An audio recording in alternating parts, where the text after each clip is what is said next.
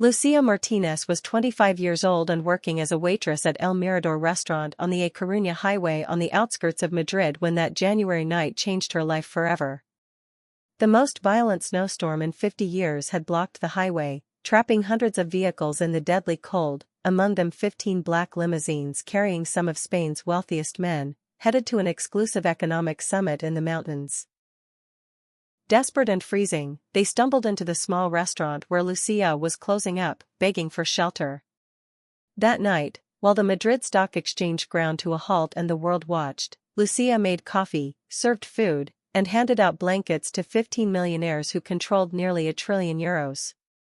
She treated them like human beings, not financial titans. She listened as they told her about their fears, their regrets, their loneliness. And when dawn broke and the rescue teams freed them, one of those men, the legendary businessman Alejandro Ruiz, looked Lucia in the eyes and said something she didn't fully understand. The next day, when 135 luxury cars pulled up in front of her modest home in Alcorcón, Lucia Martinez discovered what gratitude really meant from people who owned the world. And her life would never be the same. El Mirador restaurant was an institution on the A Coruña highway. Open since 1975, with its characteristic wooden tables, marble counter, and wrought iron lamps that glowed in the night, it was a piece of Spain that resisted time. Lucia Martinez had worked there for 3 years, ever since she'd had to leave university due to lack of money and the need to help her widowed mother. That January evening at 8 p.m., Lucia was cleaning tables, getting ready to close. The weather forecast had mentioned snow, but no one expected what was coming. Within an hour, what should have been a normal snowfall turned into an apocalyptic storm. Snow fell so thick you couldn't see 3 meters ahead. The wind howled like a wounded animal. The temperature had dropped to -4 degrees Fahrenheit. And on the A Coruña highway, hundreds of vehicles were stranded, trapped between snowdrifts that grew by the minute. Lucia stared out the restaurant window, worried. Her mother Carmen, 60, was home alone in Alcorcón. She'd tried calling, but the lines were jammed. The radio broadcast increasingly alarming bulletins: state of emergency declared, all roads closed, people trapped in their cars. That's when they started arriving. First 1, then 2, then 10, then 15. Men in €10,000 suits, some in cashmere coats, others shivering in the cold because their limousines had run out of fuel and heat. They entered the small restaurant like shipwreck survivors finding an island after days at sea. Lucia looked at them for a moment, surprised. She recognized some faces from the covers of El País and Expansion. Alejandro Ruiz, the legendary businessman who had turned €5,000 into €3 billion. Rafael Gómez, the real estate magnate. Miguel Ángel Torres, the king of the energy sector. And 12 other men who controlled banks, funds, industries.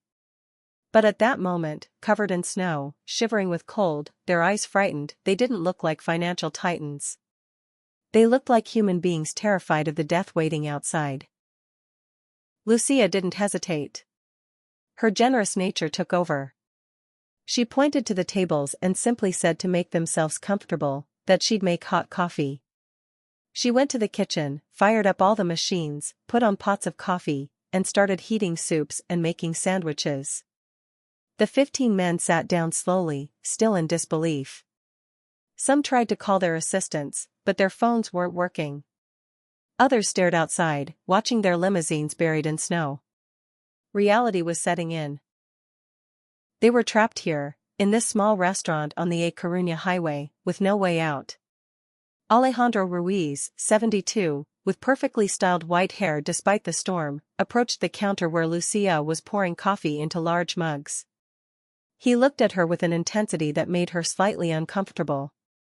Lucia smiled, that tired but genuine smile she'd perfected in 3 years of serving customers.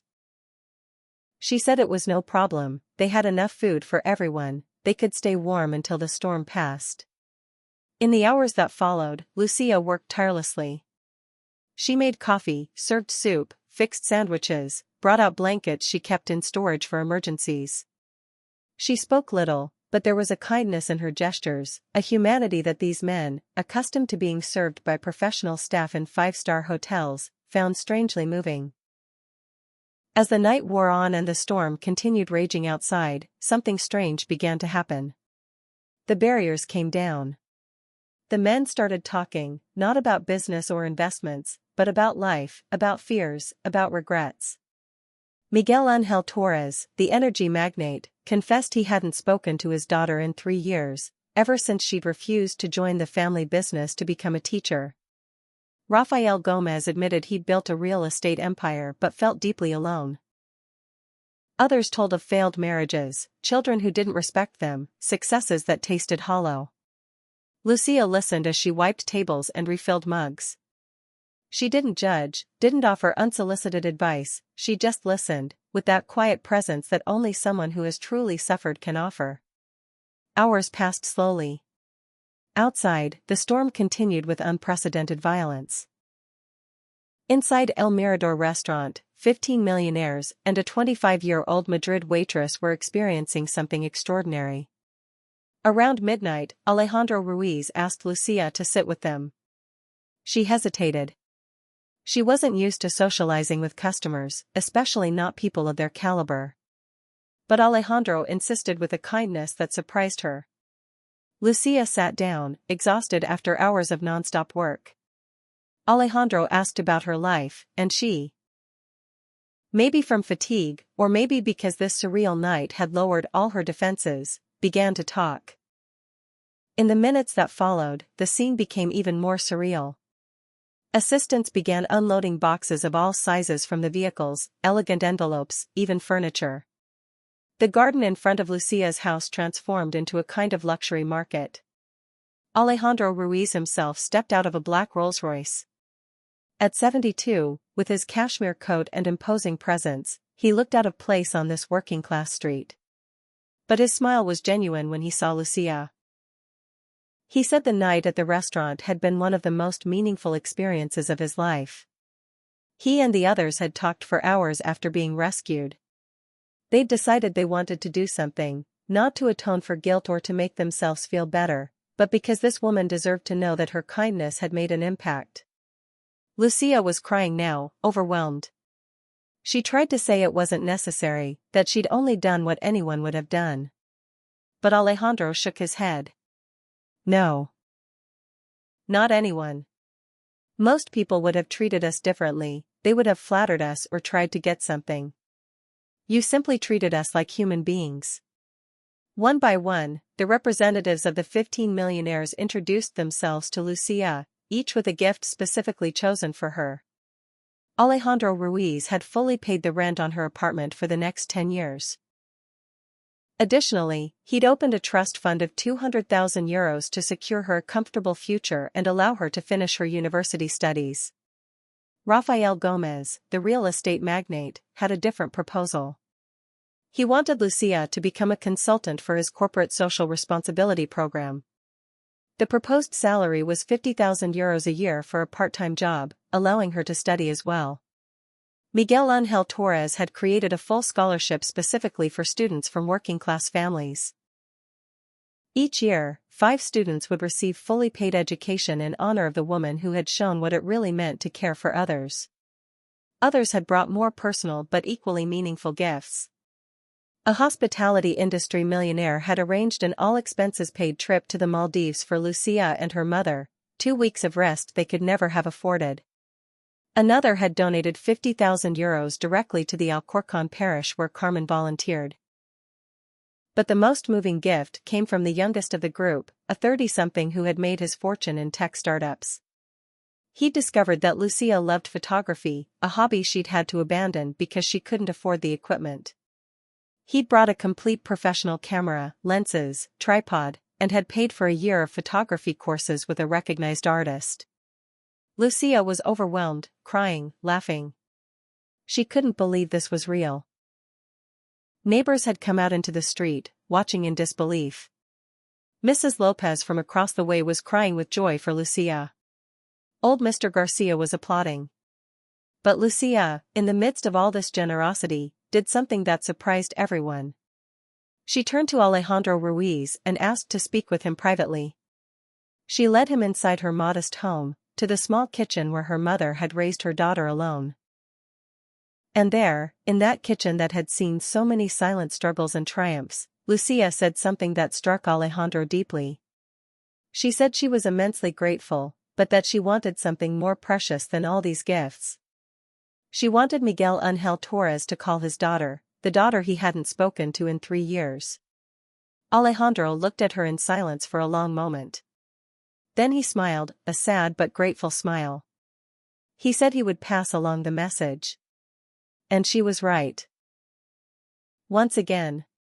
The weeks following the morning of 135 cars, as local media called it, were a whirlwind for Lucia. The story had gone viral. Antena 3, Telecinco, El País, everyone wanted to interview her. Lucia agreed to a few interviews, always uncomfortable with the attention. But when she spoke, her message was simple and powerful: she'd only done the right thing. Kindness shouldn't be extraordinary, it should be normal. But behind the spotlight, something deeper was happening. The 15 millionaires were truly changing. Alejandro Ruiz had started meeting regularly with Lucia, not for business, but for what he called reality therapy. He talked with her about his plans and decisions, and she offered the perspective of someone living in the real world. Miguel Ángel Torres had called his daughter. The first contact was difficult, full of tears and unspoken words, but they began building a bridge. Miguel even went to visit her at the school where she taught, seeing for the first time the work she loved and that he had despised. Rafael Gomez had started a revolutionary program at his company. Every executive had to spend 1 week a year working in a service job. The goal was to reconnect them with the reality of the people their products were meant to serve. But perhaps the most significant change was one Lucia didn't see immediately. The 15 men, inspired by that night and by her reaction to their gifts, created a joint fund of 20 million euros called the El Mirador Fund, after the restaurant where it had all begun. The fund had a specific purpose: to identify and support ordinary people doing extraordinary things in their communities. Each year, 50 people would receive 20,000 euros each, no strings attached, simply as recognition of their silent contribution to society. And Lucia would be the first chair of the selection committee. When Alejandro proposed the role, Lucia hesitated. She didn't feel qualified to manage something so important. But Alejandro said something that convinced her: she was the most qualified person precisely because she didn't feel qualified, because she truly understood who these people were and what it meant to struggle every day. Lucia accepted. She went back to university to finish her economics degree, now combining it with her new work at the El Mirador Fund. She began her new role with a mission: to ensure that no act of ordinary kindness went unnoticed. 3 years after that stormy night, Lucia Martinez stood on the stage of the ballroom at the Ritz Hotel in Madrid. It was the annual El Mirador Fund ceremony, honoring the 50 beneficiaries of the year. Lucia, now 28, wore an elegant but simple dress. She had learned to move in these high society environments, but she had never lost her essence. She was still the same woman who served coffee in a restaurant, just with a bigger platform. She looked out at the room full of people, the 15 millionaires and their families, the fund beneficiaries, journalists, philanthropists, and began to speak. She told the story of the night of the storm, of how 15 strangers had entered a restaurant seeking shelter from the cold, of how in those hours they had become simply human beings, stripped of their titles and power. Of how shared vulnerability had created a bond that changed lives. But most of all, she spoke of how that night had taught them all a fundamental lesson: that true power isn't in controlling billions of euros, but in touching hearts.